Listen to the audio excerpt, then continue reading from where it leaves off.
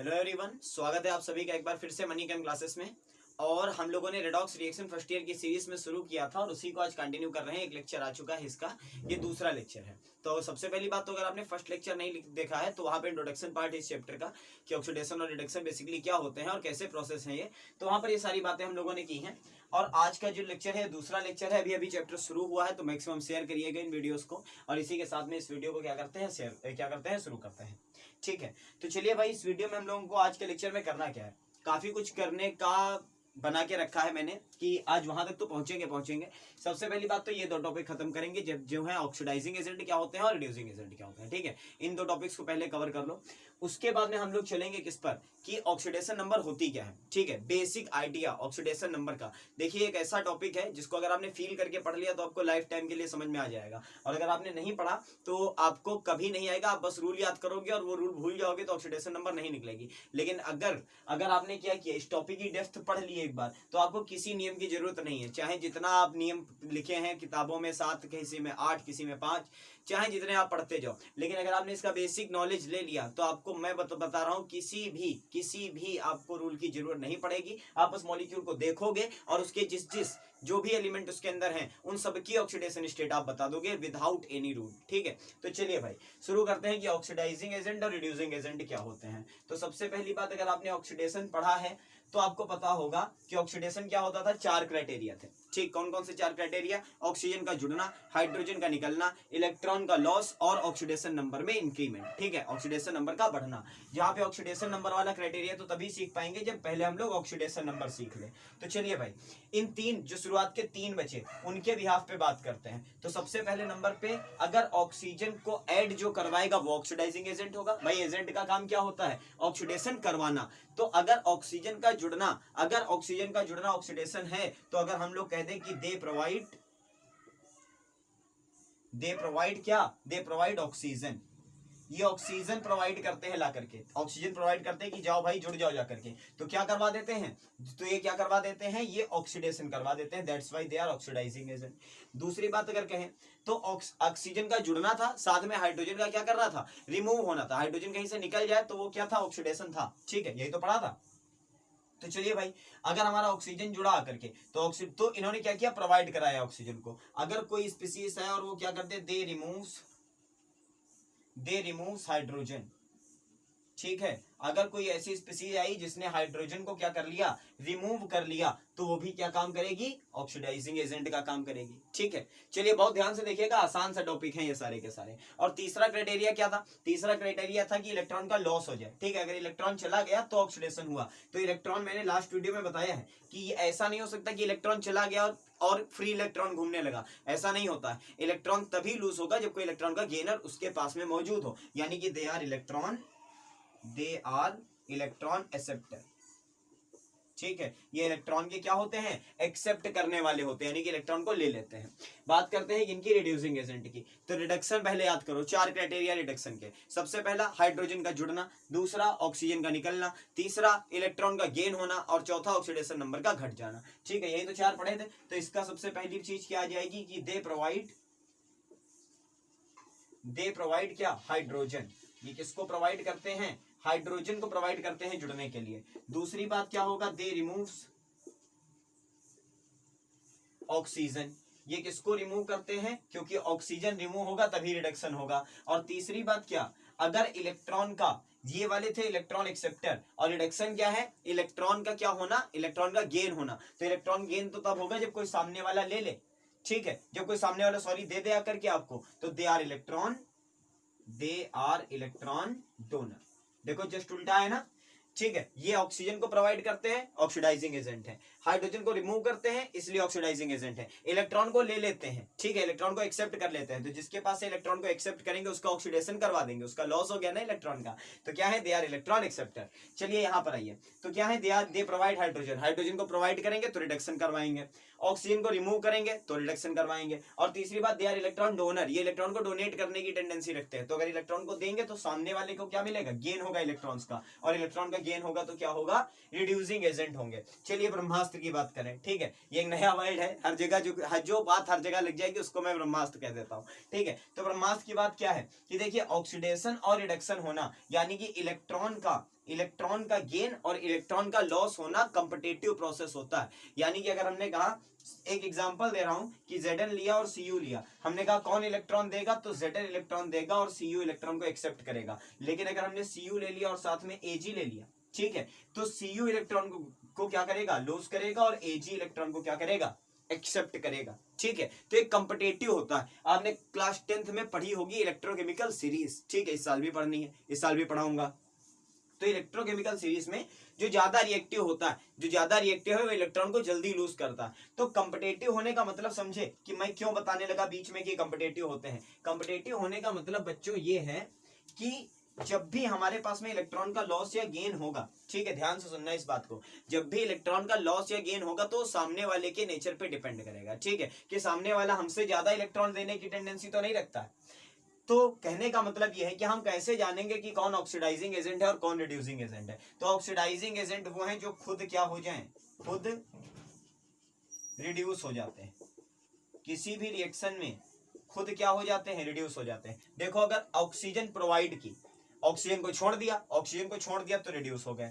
Hydrogen को remove किया मतलब अपने पास ले आए तो रिड्यूस हो गए, और इलेक्ट्रॉन को एक्सेप्ट किया तो रिड्यूस हो गए। और रिड्यूसिंग एजेंट क्या होते हैं, जो खुद क्या हो जाते हों, जो खुद ऑक्सीडाइज हो जाते हैं। देखो ऊपर के सारे क्राइटेरिया पढ़ लो, पता चल जाएगा। ठीक है, जो खुद ऑक्सीडाइज हो जाते हैं। देखो, प्रोवाइड करा हाइड्रोजन को, मतलब अपने पास से हाइड्रोजन को छोड़ा, अपने पास से हाइड्रोजन को छोड़ दिया तो हाइड्रोजन का रिमूवल क्या बोला जाता है, ऑक्सीडेशन बोला जाता है। रिमूव करते हैं ऑक्सीजन को, तो अगर रिमूव करा ऑक्सीजन को तो अपने पास ऑक्सीजन ले आए तब भी ऑक्सीडाइज हो गए। And they are electron donor, ये इलेक्ट्रॉन को छोड़ने की टेंडेंसी रखते हैं। तो अगर इन्होंने इलेक्ट्रॉन दे दिया मतलब ये इलेक्ट्रॉन को लूज कर देते हैं। दैट्स व्हाई जो खुद ऑक्सीडाइज हो जाएंगे वो क्या होंगे, रिड्यूसिंग एजेंट होंगे। तो कहने का मतलब क्या है, कोई रिएक्शन देखो उसमें जिसका ऑक्सीडेशन हो रहा है, जिसका क्या हो रहा है, ऑक्सीडेशन हो रहा है, वो कौन सा एजेंट है, रिड्यूसिंग। और जिसका रिडक्शन हो रहा है वो कौन सा एजेंट है, ऑक्सीडाइजिंग। बस इतनी सी कहानी थी। चलिए भाई, तो ये किसके बिहाफ पे था, इसमें अभी तक कहीं पर इसका जिक्र नहीं आया ऑक्सीडेशन नंबर का। अब हम लोग शुरू करते हैं क्या पढ़ना, ऑक्सीडेशन नंबर क्या होती है, कैसे फाइंड करेंगे उसको। तो आज हम लोग रूल सारे पढ़ लेंगे, और उसके बाद में जो बेसिक आइडिया है जो मैं बता रहा था कि बिना रूल के भी आप क्या कर सकते हो, निकाल सकते हो, उसको भी डिस्कस कर लेंगे। और उसके बाद में हम लोग नेक्स्ट वीडियो में इसके क्वेश्चंस को करेंगे। तो हो सकता है कि कुछ बड़ा बने वीडियो, 2 दिन लगेंगे इसको फिर देखने में, आपको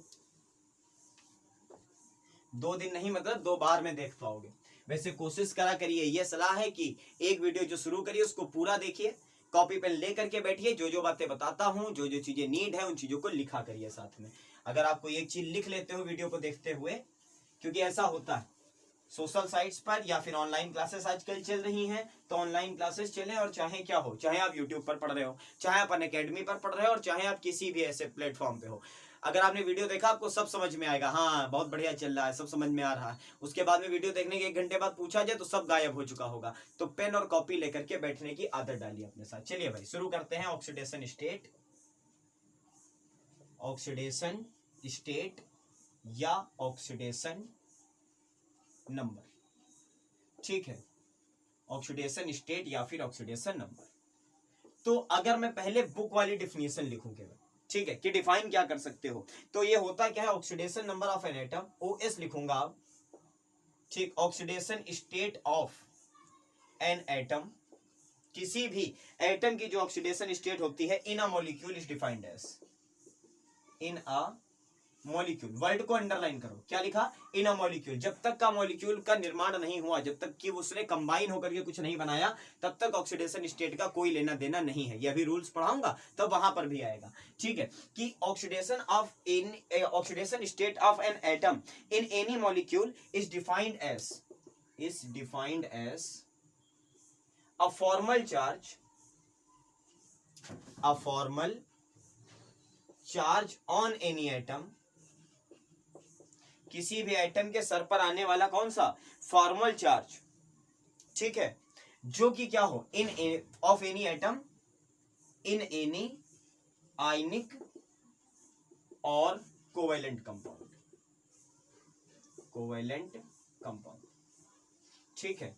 तो अब इस डिफिनेशन को लिख लिया, ये डिफिनेशन एक बार पढ़ो चलो साथ में, बढ़िया आराम से पढ़ा करो जब पढ़ाया करो, कि oxidation state of an atom in a molecule is defined as the formal charge, word को अंडरलाइन करिए, फॉर्मल चार्ज, इसको पढ़ना है हमें, यही है ऑक्सीडेशन स्टेट, बस यही फॉर्मल चार्ज ऑक्सीडेशन स्टेट है। बनाना शुरू करो दिमाग में, मैं भी अपनी एनर्जी को पीक पे ले चलता हूं। ठीक है, तो हमें क्या पढ़ना है, फॉर्मल चार्ज को की कुंडली निकालनी है on any item in any ionic और कोवेलेंट कंपाउंड। तो देखिए यहाँ पर बात किसकी है, हम लोग बात करें, सबसे पहली बात तो समझिए फॉर्मल चार्ज क्या होता है।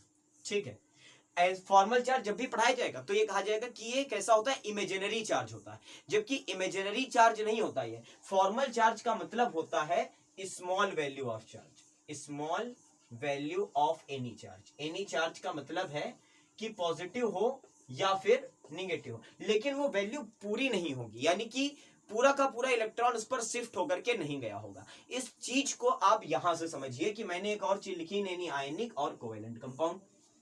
ठीक है, अभी कोई रूल नहीं लिखा रहा हूं, सब कुछ ऐसे ही समझा दूंगा। तो आयनिक कंपाउंड जानते हो ना, दो तरीके के कंपाउंड है, आयनिक और covalent. Covalent compound, ionic compound क्या होते हैं, आपको याद है आयनिक कंपाउंड क्या होते हैं, टोटल इलेक्ट्रॉन ट्रांसफर, एक से उठा दूसरे पर गया, जैसे NaCl। ठीक है, तो हमें पता है कि Na का एक इलेक्ट्रॉन, Cl के कितने इलेक्ट्रॉन, 1 2 3 4 5 6 7, और ये इलेक्ट्रॉन यहां से उठा और यहां चला गया, यानी बना Na+Cl-। तो देखिए यहां पे अगर मैं पूछूं आपसे, क्या आप इलेक्ट्रॉन का लॉस और इलेक्ट्रॉन का गेन बता पा रहे हो, क्या आप इलेक्ट्रॉन का लॉस और इलेक्ट्रॉन का गेन बता पा रहे हो, तो कहोगे यस सर बता ले रहे हैं। जो हमारा मेटल था उसके पास इलेक्ट्रॉन गया, जो हमारा नॉन मेटल था उसके ऊपर इलेक्ट्रॉन आया। हम कहते किसके कौन ऑक्सीडाइज हुआ होगा, तो कहे सर Na ऑक्सीडाइज हुआ क्योंकि इसने इलेक्ट्रॉन को लूज किया। हम कहें रिडक्शन किसका हुआ, तो कह दोगे Cl का हुआ। ठीक, क्या कहोगे, Cl का हुआ क्योंकि इसने इलेक्ट्रॉन को क्या किया है, एक्सेप्ट किया है। तो जब भी हम लोग आयनिक कंपाउंड की बात करते थे, समझना मेरी बातों को, जब भी हम लोग आयनिक कंपाउंड की बात करते थे बच्चों, तो हम लोग क्या कर सकते थे, तो हम इलेक्ट्रॉन ट्रांसफर को आसानी से एक्सप्लेन कर सकते थे, आसानी से एक्सप्लेन कर सकते थे, हमें कोई दिक्कत नहीं आती थी, क्योंकि हमें पता था आयनिक कंपाउंड है तो एक मेटल होगा एक नॉन मेटल होगा, मेटल से इलेक्ट्रॉन डोनर होते हैं और नॉन मेटल इलेक्ट्रॉन को लेने वाले होते हैं, बस समस्या खत्म थी। बट समस्या की शुरुआत भैया तब हुई जब कौन आ गए, जब आ गए कोवेलेंट कंपाउंड। अब पता है यहाँ पर इलेक्ट्रॉन की भैया क्या होती, शेयरिंग होती है। तो शेयरिंग अगर होती है तो क्या होगा, सोचो, दो तरीके के कोवेलेंट कंपाउंड लिख रहा हूं, एक लिखा मैंने O2, साथ में लिखा H2, और एक लिखा मैंने HCl। क्या लिखा, HCl। अब बताइए, यहां से खेल मेन स्टार्ट, लिखो भैया हेडिंग मेरी वाली, गेम स्टार्ट। यहां से सीखो चीजों को, ये तो आसान था, यहां से सीखो। अब अगर मैं आपसे कहूं कि ये जो हाइड्रोजन है इसको मॉलिक्यूल को बनाओ, तो कहोगे sir H single bond H। मैं कहूं इसको बनाओ तो कहोगे O डबल बॉन्ड O। अगर मैं कहूं उसको बनाओ तो कहोगे H सिंगल बॉन्ड Cl। ठीक, यही तो बनाओगे। अब एक बात बताइए, क्या इन दोनों हाइड्रोजन की इलेक्ट्रोनेगेटिविटी सेम होगी, क्या इन दोनों हाइड्रोजन की इलेक्ट्रोनेगेटिविटी सेम होगी, तो कहोगे यस होगी। तो जो शेयर्ड इलेक्ट्रॉन पेयर है बच्चों, जो शेयर्ड इलेक्ट्रॉन पेयर है वो कहां होगा, दिख रहा है शेयर्ड इलेक्ट्रॉन पेयर, ये वाला, ये शेयर्ड इलेक्ट्रॉन पेयर कहां होगा, मिड में होगा, बीच में होगा। मतलब ना ही ये शेयर्ड इलेक्ट्रॉन पेयर, हमें क्या पढ़ना है, इलेक्ट्रॉन ट्रांसफर, हमें क्या पढ़ना है, इलेक्ट्रॉन का ट्रांसफर। बट कोवेलेंट में तो इलेक्ट्रॉन की शेयरिंग होती, तो वहां पे कैसे ट्रांसफर पढ़ेंगे, तो वहां पे ट्रांसफर पढ़ेंगे किस बिहाफ पे, हम पढ़ेंगे इलेक्ट्रो निगेटिविटी के बिहाफ पे। और मैंने जब इलेक्ट्रोनिगेटिविटी आपको पढ़ाई थी कहां, जब मैंने क्लासिफिकेशन ऑफ एलिमेंट में आपको पढ़ाई है इलेक्ट्रोनिगेटिविटी, वहीं पर बताई थी कि ये बैकबोन है। चाहे आप कोई भी केमिस्ट्री का पार्ट पढ़ रहे होगे, इसका यूज आपको करना पड़ेगा। तो इलेक्ट्रोनिगेटिविटी क्या होती है, the tendency to attract the shared pair of electron. जो शेयर्ड पेयर है, ये शेयर्ड पेयर, इसको अपनी तरफ खींचने की क्षमता को क्या कहते हैं, इलेक्ट्रोनिगेटिविटी कहते हैं। तो दोनों हाइड्रोजन की इलेक्ट्रोनिगेटिविटी से दोनों के पास बराबर ताकत है, तो ये मिड में रहेगा शेयर्ड इलेक्ट्रॉन पेयर। तो क्या इसके ऊपर इलेक्ट्रॉन की शिफ्टिंग हुई, नहीं हुई। क्या इसके ऊपर इलेक्ट्रॉन की शिफ्टिंग हुई, तब भी नहीं हुई। लेकिन अगर हम बात करें इस मॉलिक्यूल की, इसकी बात करें, HCl की बात करें, तो अगर HCl की बात करें तो देखो Cl के ऊपर आया होगा माइनस और इस पर आया होगा प्लस। क्यों, ऐसा क्यों, क्योंकि Cl ज्यादा इलेक्ट्रोनिगेटिव है और हाइड्रोजन कम इलेक्ट्रोनिगेटिव है। तो जो शेयर्ड पेयर ऑफ इलेक्ट्रॉन है भाई बीच का, उसको Cl अपनी तरफ क्या कर सकता है, खींच सकता है। तो पूरा तो नहीं तोड़ लेगा, ठीक है, तोड़ पूरा तो नहीं लेगा, है तो शेयरिंग इलेक्ट्रॉन की, नहीं तो अनस्टेबल हो जाएगा। लेकिन शेयरिंग के बावजूद इसका जो इलेक्ट्रॉन पेयर है वो किसकी तरफ शिफ्ट हो गया है, Cl की तरफ शिफ्ट हो गया। तो क्या आप इसे कंप्लीट ट्रांसफर कहोगे, क्या आप इसे इसके जैसा ट्रांसफर कहोगे? तो कहोगे नहीं सर, कंप्लीट ट्रांसफर नहीं हुआ है, बट क्या हुआ, शेयर्ड इलेक्ट्रॉन पेयर ज्यादा इलेक्ट्रोनेगेटिव एलिमेंट की तरफ शिफ्ट हुआ है, बस इतना बोलोगे। और अगर आपने इतना बोला तो मैं कहूंगा जब इसकी तरफ शिफ्ट हुआ तो इसका इलेक्ट्रॉन तो इसकी तरफ शिफ्ट हुआ, कोई प्रॉब्लम नहीं, ठीक है, लेकिन जो हाइड्रोजन का भी इलेक्ट्रॉन इसकी तरफ शिफ्ट हो गया, उसका क्या इफेक्ट पड़ेगा? तो कहोगे सर माइनस आएगा। लेकिन क्या कंप्लीट ट्रांसफर है? तो पूरा कंप्लीट ट्रांसफर तो नहीं है, तो पूरा माइनस नहीं आएगा, बट क्या आएगा, हल्का सा निगेटिव चार्ज ये फील करेगा, और इस निगेटिव चार्ज को हम क्या नाम देंगे, फॉर्मल चार्ज। क्या ये बात क्लियर हुई? कि अगर क्लियर हुई तो कमेंट बॉक्स में ये कमेंट करो कि हाँ सर फॉर्मल चार्ज कॉन्सेप्ट समझ में आ गया, कि जो ज्यादा इलेक्ट्रोनेगेटिव होगा वो कम वाले के शेयरिंग वाले जो इलेक्ट्रॉन होंगे उनको अपनी तरफ खींच लेगा, तो जिसके पास से खींच जाएंगे उसके सर पे प्लस आ जाएगा, और जिसकी तरफ खींच जाएंगे उसके ऊपर क्या आ जाएगा, माइनस आ जाएगा। ऐसे कंपाउंड को हम लोग क्या कहते थे, पोलर। ठीक, ये डाइपोल बना रहे हैं तो ये पोलर होते थे। चलिए भाई पहले इतनी बात को नोट करिए, फिर आगे बढ़ता हूं। ठीक है, कितनी देर हो गई, 16 मिनट।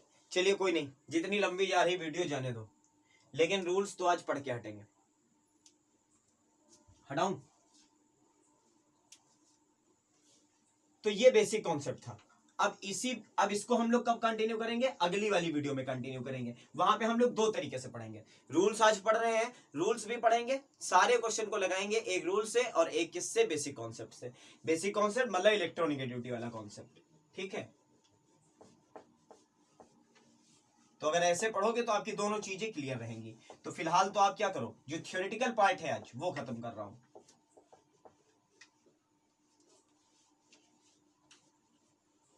और हेडिंग डालिए, rules for finding the oxidation state. ठीक है, ऑक्सीडेशन स्टेट को फाइंड करने के रूल्स तो ज्यादा है नहीं, 5-6 रूल्स होते हैं बस, इससे ज्यादा नहीं होते हैं। किसी किताब में 7-8 लिखे मिल जाएंगे अगर एक को ब्रेक कर दिया होगा, बस बाकी सारे के सारे इसी तरीके के। तो पहला रूल नंबर 1, ठीक है, चलो समझते चलेंगे रूल्स को। तो हम लोग क्या कह सकते हैं कि the oxidation state of any element in its elementary state is 0। मतलब समझो इसका, एलिमेंट्री स्टेट का मतलब है किसी से जुड़ा नहीं, ठीक है, किसी से जुड़ा नहीं है। जुड़ना नहीं का मतलब एलिमेंट है, अकेला एलिमेंट। जब वो किसी से जुड़ा ही नहीं तो ना उसने इलेक्ट्रॉन की शेयरिंग की, ना उसने इलेक्ट्रॉन का ट्रांसफर किया। तो जब उसका किसी दूसरे के इलेक्ट्रॉन से कोई लेना देना नहीं है तो उसकी बेचारे की क्या होगी, 0 होगी। तो जब वो किसी से जुड़ा ही नहीं तो इलेक्ट्रॉन ट्रांसफर का कोई केस नहीं बनता और ऑक्सीडेशन स्टेट 0 होगी। फॉर एग्जाम्पल अगर हम बात करें किसकी, मान लो हीलियम की बात करें या हाइड्रोजन अकेला बैठा है इसकी बात करें। हाइड्रोजन अकेला बैठेगा नहीं, हालांकि अनस्टेबल है, लेकिन हीलियम अकेला बैठा है तो इनकी सबकी ऑक्सीडेशन स्टेट जो होगी वो क्या हुआ करेगी, 0 हुआ करेगी। ठीक है, रूल नंबर 2 है कि इन होमो एटॉमिक देखो वही बात आ गई, होमो एटॉमिक मतलब क्या, होमो एटॉमिक का मतलब है, होमो मतलब सेम और एटॉमिक मतलब एटम्स। ठीक है, होमो एटॉमिक मतलब सेम एटम्स, जैसे H2, O2, N2, Cl2, F2, Br2, I2, O3, P4, S8 etcetera. ठीक, तो ये सब होमो एटॉमिक का मतलब सेम एटम। तो क्या इलेक्ट्रोनेगेटिविटी का डिफरेंस होगा, आप खुद ही बताओ, क्या इलेक्ट्रोनेगेटिविटी का डिफरेंस होगा, खुद सोचो अपने दिमाग में। जब सारे एटम एक जैसे हैं तो क्यों होगा भाई, जब इलेक्ट्रोनेगेटिविटी का डिफरेंस नहीं है तो किसी की तरफ इलेक्ट्रॉन की शिफ्टिंग नहीं हुई। जब इलेक्ट्रॉन की शिफ्टिंग नहीं हुई तो इलेक्ट्रॉन का ट्रांसफर कुछ नहीं हुआ, जो भी शेयर्ड पेयर है वो बीचों बीच है। तो in homo atomic molecules the oxidation state is 0। ठीक है, तो अगर होमो एटॉमिक मॉलिक्यूल है तो सबकी क्या होगी, ऑक्सीडेशन स्टेट 0। ये जितने लिखे हैं यहाँ पर सबकी क्या होगी, 0 होगी। चाहे हम H2 की बात करें दोनों पे 0-0, O2 की बात करें दोनों पे 0-0, कोई फर्क नहीं। ठीक है, रूल नंबर 3 पे आओ। तो रूल नंबर 3 पे है कि the basic oxidation state, basic है या जनरल लिख लो, ऑक्सीडेशन स्टेट ऑफ एक्स का मतलब हेलोजन मतलब F है, Cl है, Br है, I है। ठीक है, इनके पास 7 इलेक्ट्रॉन होते हैं बाहर और सबके सब इलेक्ट्रोनेगेटिव है। तो टेंडेंसी क्या है, एक इलेक्ट्रॉन को लेने की। तो इन सबकी जनरल ऑक्सीडेशन स्टेट क्या होती है, -1 होती है जनरल ऑक्सीडेशन स्टेट। अगर किसी और इलेक्ट्रोनेगेटिव से जुड़ गए तो बात अलग हो जाएगी। जैसे अगर मैं बात करूं किसकी, IF7 की, ये एक मॉलिक्यूल पाया जाता है, ठीक है। तो देखो I और F7 ये तो दोनों इसी में के हैं, तो इलेक्ट्रोनेगेटिविटी का डिफरेंस तो होगा 100% है, हेटेरोटॉमिक है यार, दिख तो रहा। तो भाई यहाँ पे एक चीज और नोट कर लो कि फ्लोरीन -1 रहेगा हमेशा, क्योंकि 118 एलिमेंट भाई साहब नोन है जिनमें सबसे ज्यादा इलेक्ट्रोनेगेटिविटी अगर किसी की है तो फ्लोरीन की है। चलिए आगे बढ़ते हैं। अब अगर बात करें चौथे की बात करें तो किसकी बात कर ले, देखो हाइड्रोजन LiNaKRbCsFr, यह है एल्कली मेटल। ये क्या है, एल्कली मेटल। तो एल्कली मेटल की क्या होती है, +1, ठीक है। लेकिन इसका एक्सेप्शन नोट करो, एक तो ये नोट किया, एक ये नोट किया, एक ये नोट करो कि अगर मेटल हाइड्राइड है, मेटल के हाइड्राइड है, तो वहां पर जो हाइड्रोजन की ऑक्सीडेशन स्टेट होगी वो क्या होगी, -1, क्योंकि वो अपने से क्या होंगे, अपने से कम इलेक्ट्रोनेगेटिव चीज से जुड़े होंगे। तो वैसे तो हमेशा हाइड्रोजन की टेंडेंसी इलेक्ट्रॉन को छोड़ने की होती है, लेकिन अगर किसी मेटल से जुड़ेगा तो उसके भी इलेक्ट्रॉन को क्या कर लेगा, कैप्चर कर लेगा, ठीक है। इसलिए मेटल हाइड्राइड पे क्या होगा, -1 होगा। अब आते हैं 5वें नंबर पे, तो 5वें में आ गया BeMgSr Ba और Ra, ये है एल्कली अर्थ मेटल, ठीक है। इनकी सबकी टेंडेंसी होती है +2 बनाने की, ठीक है। अब अगर मैं बात करूं बेसिकली Al की, तो Al की ज्यादातर क्या पाई जाती है, +3 पाई जाती है, ठीक है। तो इतनी तो आपको याद कर लेनी कि एल्कली मेटल जितने हैं सब +1 बनाने की टेंडेंसी है, और एल्कली अर्थ मेटल जितने हैं सबके सब क्या बनाने की टेंडेंसी रखते हैं, +2 बनाने की टेंडेंसी रखते हैं, बस इतनी सी बात। चलिए इसको नोट करिए और यहीं पर लिख देता हूं। चलिए 5वें के बाद में 6ठा नियम, ठीक है। तो 6th रूल क्या है, 6th रूल ये है कि the sum of oxidation state, the sum of all oxidation state of any neutral molecule, of any neutral molecule is 0, ठीक है। अगर कोई भी मॉलिक्यूल न्यूट्रल है, समझना ध्यान से, अगर कोई भी मॉलिक्यूल न्यूट्रल है तो जितने भी एलिमेंट हैं उन सबकी ऑक्सीडेशन स्टेट अगर जोड़ लोगे तो उसका सम कितना आएगा, 0 ही आएगा, ठीक है। तो उसका सम कितना आएगा, 0 आएगा, अगर मॉलिक्यूल इलेक्ट्रिकली न्यूट्रल है, ठीक है। और लिखो 6ठे के बाद 7वां, यहीं पर लिखा रहा हूं, ठीक। इसको साफ कर दो थोड़ा सा, बस आ जाएगा इसी में, बस हो गया। चलो तो 7वां क्या आएगा, दिख रहा ना सबको, 7वां क्लियर, ठीक है। 7वां क्या आएगा कि इन चार्ज्ड स्पीसीज, अगर कोई चार्ज स्पीसीज है, ठीक है, then sum of oxidation state is equal to किसके, the charge on that species, the charge on that species, ठीक है। तो अगर कोई चार्ज स्पीसीज है, एग्जांपल के लिए मैं दिखा दूं आपको, मान लो हमने लिया SO4 डबल-, ठीक है, या हम लोगों ने लिया NH4 सिंगल+, ठीक है। तो इसमें सल्फर की और ऑक्सीजन की सबकी ऑक्सीडेशन स्टेट को अगर जोड़ लेंगे तो किसके बराबर आएगा, 2- के बराबर आएगा। और अगर इसमें नाइट्रोजन और चारों हाइड्रोजन की ऑक्सीडेशन स्टेट का सम किया जाएगा तो +1 के बराबर आएगा, ठीक है। बस इतना कहने का मतलब था। अच्छा तो 7 रूल हो गए, 8वां लिखो, और ये 8वां रूल किताब में नहीं मिलेगा, ठीक है। 8वां रूल क्या है, वो मेरा रूल है, और वो रूल है कि if you know the basic concept of electronegativity, basic concept of electronegativity, then without any rule you can find oxidation state of each element with the help of structure बनाना तो आना चाहिए, with the help of structure, बस इतनी सी बात, ठीक। पूरा board भर गया। तो अब इसमें देखिए जो जो चीजें आपके काम की हैं उसको क्या कर लीजिए, नोट कर लीजिए, ठीक है। ये 8वां रूल आपको क्या है, इसको क्या कहना है कि जो हम लोग क्या पढ़ रहे थे, इलेक्ट्रोनेगेटिविटी वाला केस पढ़ रहे थे, ठीक है। तो कोशिश करिएगा घर पे, होमवर्क आज आपको बोल के जा रहा हूं, होमवर्क आपको क्या करना है, होमवर्क में करना है कि मैक्सिमम मॉलिक्यूल्स को बनाने की कोशिश करिए, ठीक है। बाकी तो ये रूल नहीं है, ये 5 रूल हैं। आप रट्टाफिकेशन पे जाओगे तो 5 रूल याद कर लो, इन सबकी याद कर लो, ठीक है। और इन सबकी याद करने के बाद में आप क्या कर लोगे, निकालोगे। हम लोग दोनों तरीके से निकालेंगे, कोई ये इशू नहीं है कि हम लोग रूल्स को नहीं फॉलो करेंगे। जब भी हम ये कॉन्सेप्ट लगाएंगे तो इस रूल से हम लोग फॉलो करके ही करेंगे, लेकिन पूरा रूल से निकालने के बाद हम लोग उसे एक बार जरूर चेक करेंगे कि क्या हम स्ट्रक्चर से उस चीज को देख पा रहे हैं, क्योंकि केमिस्ट्री दिखती नहीं है, यही इसकी एक समस्या है। तो क्या हम इसको देख पा रहे हैं? अगर हम देख पा रहे हैं तो हम चीजों को समझ जाएंगे आसानी से। ठीक है, तो चलिए एक बार स्क्रीनशॉट ले लीजिए, अपनी कॉपी पर जो भी नोट करना हो आप नोट कर सकते हैं। स्क्रीनशॉट लेने की आदत छोड़ दीजिए, कॉपी लेकर के बैठा करिए, और अगर कुछ छूट गया है तो उसके लिए स्क्रीनशॉट लीजिए केवल। इस वीडियो में फिलहाल इतना ही रखता हूं, और अगले वीडियो में हम लोग इसके क्वेश्चंस को सॉल्व करेंगे। ठीक है, तो अभी दूसरा लेक्चर हुआ है, तो एक और अपील करूंगा कि जितने से ज्यादा हो सके इसको शेयर जरूर करिए, जिससे मैक्सिमम बच्चे पढ़ सके आकर। क्या मैं तो यहाँ पर खड़ा होकर के बस पढ़ा सकता हूँ, उसको कहाँ तक पहुंचाना ही आप लोगों की जिम्मेदारी है। ठीक है, चलिए बस इस वीडियो में इतना ही, बहुत जल्द मिलता हूँ आपसे अगले वीडियो में, तब तक के लिए थैंक यू सो मच।